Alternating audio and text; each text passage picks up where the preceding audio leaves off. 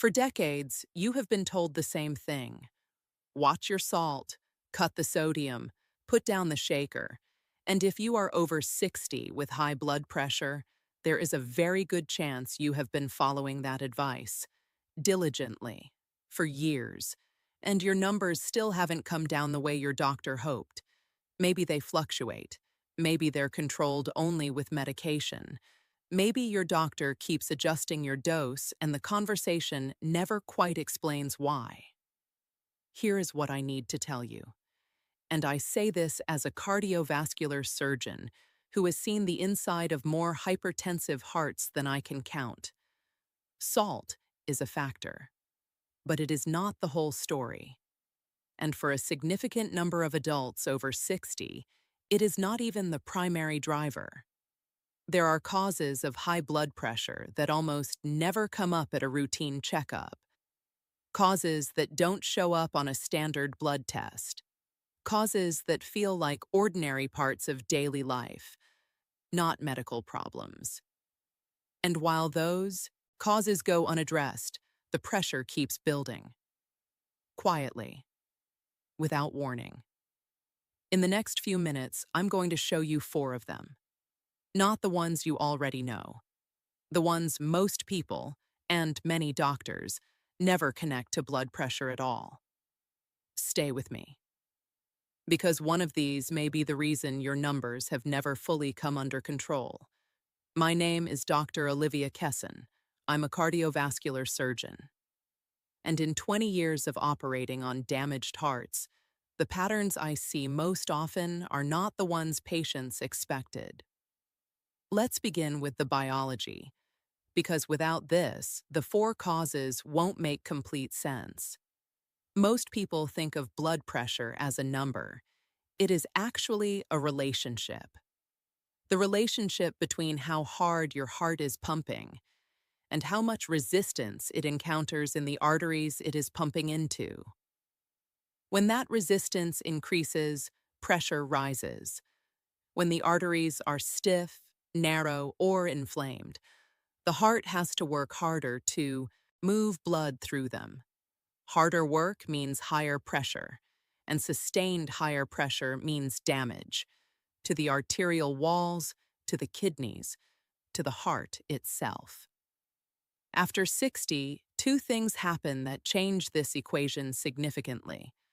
First, your arterial walls naturally stiffen with age, a process called arteriosclerosis. The vessels lose some of their elasticity. Blood pressure becomes harder to regulate even under normal conditions. Second, your kidneys, which play a critical role in controlling fluid volume and pressure, begin to lose some of their filtering efficiency. The system that regulates pressure becomes less precise. This means that after 60, the margin between controlled and uncontrolled blood pressure is narrower. Factors that your body once compensated for without issue now tip the balance. That is the foundation. Now here are the 4 causes sitting on top of it, the ones no one mentioned at your last appointment. The first one happens while you are unconscious. You cannot feel it. You may not remember it. Your bed partner might call it snoring. It is called obstructive sleep apnea, and it is one of the most powerful and most underdiagnosed drivers of high blood pressure in adults over 60. Here is what happens during each episode. Your airway partially or completely collapses during sleep. Breathing stops for 10 seconds, 30 seconds, sometimes longer. Oxygen in your blood drops sharply. Your brain registers a crisis and fires an emergency stress response. Adrenaline surges. Your heart rate spikes. Your blood pressure surges. This can happen 30, 40, 50 times in a single night. Each event activates your sympathetic nervous system, the fight-or-flight response. Each activation causes a spike in blood pressure. Over time, that repeated activation doesn't fully resolve. The sympathetic nervous system stays chronically elevated, even during the day. Research published in peer-reviewed Hypertension journals has consistently identified sleep apnea as a leading cause of resistant hypertension, blood pressure that doesn't respond adequately to medication. In patients whose blood pressure cannot be controlled despite multiple drugs, studies estimate that up to 83% have obstructive sleep apnea, 83%, and most of them had no idea. I operated on a 69-year-old man whose blood pressure had been difficult to control for 6 years, 3 medications, still inconsistent numbers. No one had ever ordered a sleep study. His wife mentioned, almost in passing, that he stopped breathing during sleep, that she had been elbowing him awake for years. He was referred for evaluation. Severe sleep apnea, started treatment. His blood pressure numbers responded within weeks in ways 6 years of medication adjustments hadn't achieved. Warning signs to watch for: loud, chronic snoring, waking up feeling unrefreshed regardless of how long you slept, morning, headaches, needing to urinate frequently during the night, difficulty concentrating during the day. If any of these sound familiar, ask your doctor specifically about a sleep study. Not as a vague suggestion, as a direct request. It may be the most important diagnostic conversation you have this year. The second cause is hiding in plain sight in most people's kitchens, not in the salt shaker, in the sugar. Specifically, the added sugar in processed foods, sauces, condiments, flavored yogurts, breakfast cereals, and drinks that most people don't think of as sweet. The connection between sugar and blood pressure is not new to science, but it is consistently underemphasized in routine medical care, particularly compared to the attention given to sodium. A major review published in the journal Open Heart concluded that the impact of added sugar on blood pressure may actually be more significant than that of sodium for many individuals, and operates through entirely different mechanisms. Here is how it works. When you consume high amounts of fructose, the type of sugar found in processed foods and sugary drinks, several things happen inside your body simultaneously. Your kidneys begin reabsorbing more sodium and water. Fluid volume increases, pressure rises. This is the same mechanism as eating too much salt, triggered entirely by sugar. Your sympathetic nervous system activates. The fight-or-flight response elevates heart rate and constricts blood vessels. Blood pressure climbs independent of fluid volume. Nitric oxide, the molecule your blood vessels use to relax and dilate, is depleted. Without sufficient nitric oxide, your arteries stay in a state of heightened resistance. The heart pumps against more pressure with every beat. A 2023 JAMA crossover trial involving 213 adults aged 50 to 75 found that reducing dietary sodium lowered systolic blood pressure by an average of 8 millimeters of mercury in 75% of participants, an effect comparable to a first-line blood pressure medication. But sodium reduction alone doesn't explain why so many people's pressure remains elevated, despite strict salt restriction. Hidden sugar is a significant part of that gap. The practical question is not whether you add sugar to your coffee. It is what is inside the foods you eat every single day without reading the label. Pasta sauces, salad dressings, flavored oatmeal, protein bars, canned soups, bottled juices marketed as healthy. Look at the grams of added sugar, not just sodium, on the label. That number is more relevant to your blood pressure than most people have ever been told. I think about a patient I'll call Barbara. She was 72, meticulous about her diet, had cut salt almost entirely, read every sodium label, avoided restaurant food, cooked at home. Her blood pressure remained stubbornly elevated despite 2 medications and what she described as a near-perfect diet. When I asked her to walk me through a typical day of eating, something stood out immediately. Every morning, flavored instant oatmeal, a glass of bottled orange juice. Mid-afternoon, a low-fat fruit yogurt she considered a healthy snack. I looked up those 3 items. Combined added sugar, over 40 grams. Before lunch, her sodium intake was exemplary. Her sugar intake was quietly maintaining the exact physiological conditions her medication was trying to reverse. She had never been told to look at that number. She changed it. Her numbers responded within weeks in a way they hadn't in 3 years of sodium restriction. The third cause will surprise you.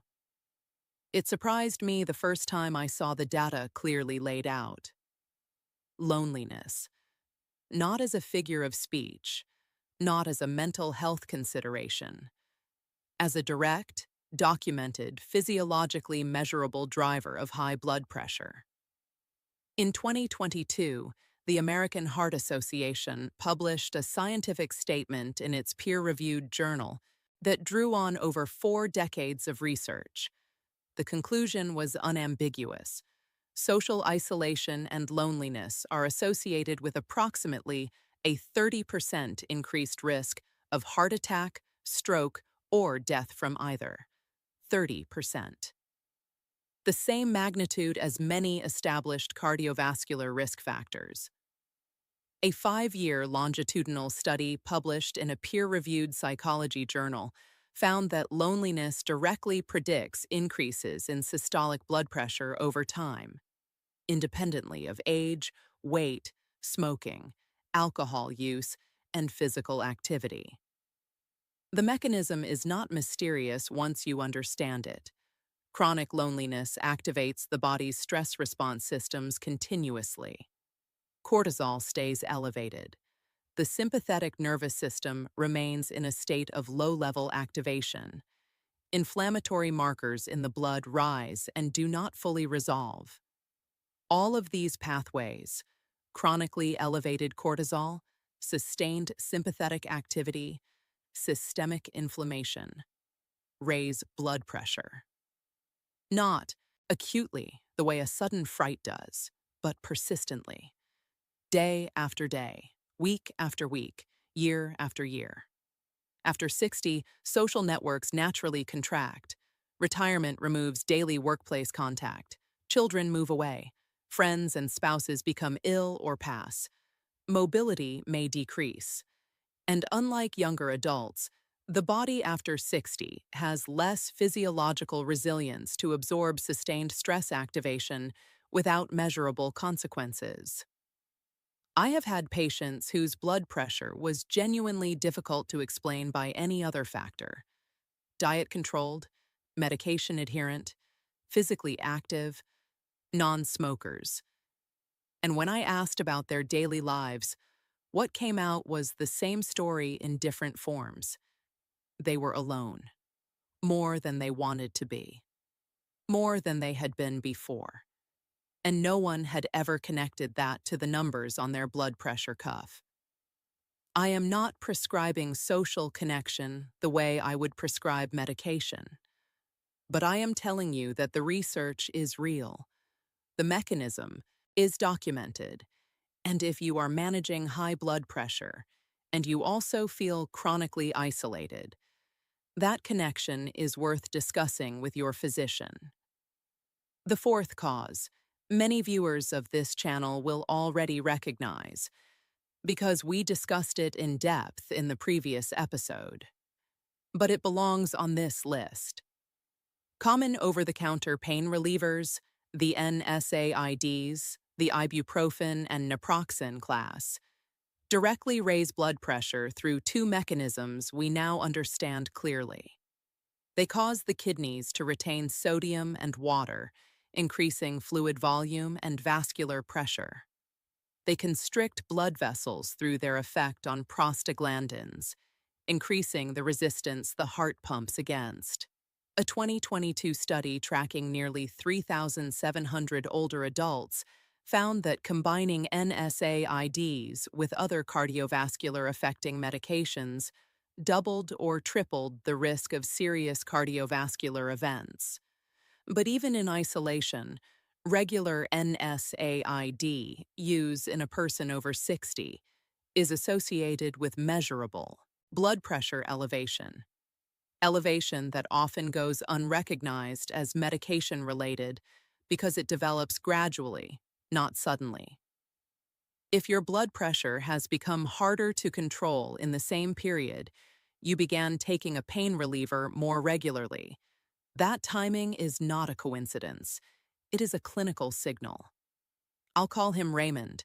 He was 76. Controlled hypertension for years. One medication, consistent numbers, no issues. Then his knee arthritis worsened. He started taking ibuprofen daily. Within 4 months, his blood pressure had climbed enough that his primary care doctor doubled his antihypertensive dose. Nobody asked about the ibuprofen. Raymond didn't mention it because he didn't think of it as a medication worth mentioning. When I reviewed his complete history, the timeline was exact. The blood pressure rise tracked precisely with when the daily ibuprofen began. He switched to a different approach to manage his knee pain. His blood pressure returned to its previous baseline within 6 weeks. The extra antihypertensive dose was no longer needed. The ibuprofen had been undoing the medication for 4 months, and he had no idea. Tell your doctor about every over-the-counter medication you take, not just the prescriptions, everything, by name, with how often you take it. That information changes the clinical picture entirely. Let me speak to you directly for a moment. If you are managing high blood pressure and your numbers have never quite come under control, despite doing what your doctor told you, despite the medication, despite cutting the salt, I want you to bring 4 specific things to your next appointment. The first is your sleep. Tell your doctor whether you snore, whether your partner has ever said you stop breathing during the night, whether you wake up feeling unrefreshed no matter how many hours you slept, whether you get morning headaches or need to urinate frequently during the night. Then ask this directly. Could sleep apnea be contributing to my blood pressure? Should I have a sleep study? Don't frame it as a question. Frame it as a request. That distinction matters in a clinical conversation. The second is your labels. Before your next appointment, spend 3 days looking at the added sugar grams, not sodium, added sugar, in the foods you eat regularly.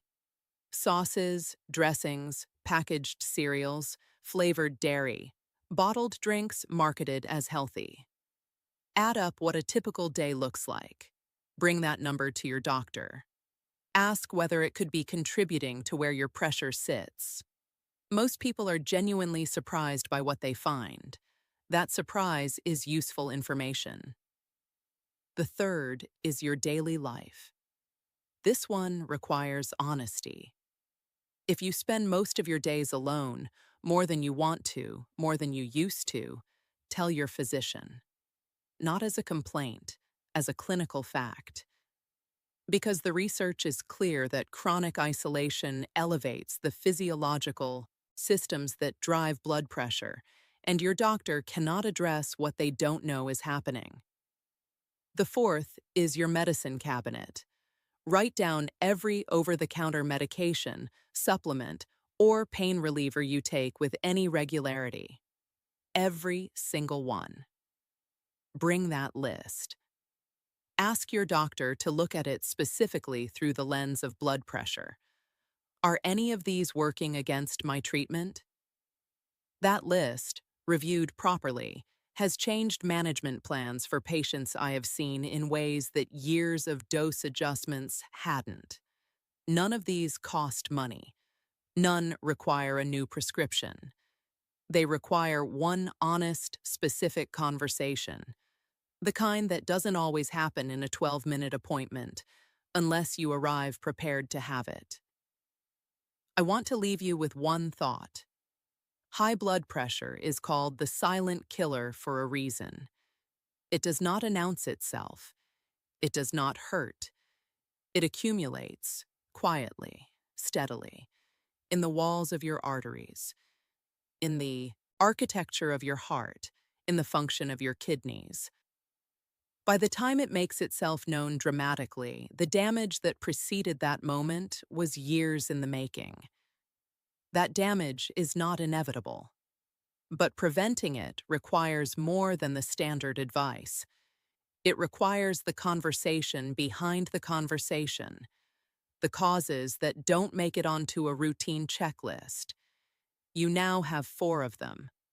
Please share this video with someone in your life who is managing blood pressure, someone whose numbers have never quite come under control, someone whose doctor keeps adjusting the dose without explaining why. They deserve this information. Subscribe to this channel. Every week, I bring you medically grounded health information for adults over 55, research-based, clearly explained, and leave a comment below. Which of these 4 causes surprised you most? I read every one. Take care of that heart. I'm Dr. Olivia Kessan. Before you go, something important. Everything in this video is based on published cardiovascular research and more than 20 years of clinical experience. But research applies to populations. Your doctor applies it to you. Your blood pressure history, your current medications, your sleep patterns, your kidney function. That combination is yours alone. No video can account for it fully. Do not stop, adjust, or switch any medication, including blood pressure drugs, pain relievers, or anything else, without speaking directly with your healthcare provider first. What I want you to walk away with is not a decision. It's a conversation you now know to have. That conversation with your own doctor about your own history is where the real protection happens. This video opens the door. Your physician walks you through it. Please don't skip that step.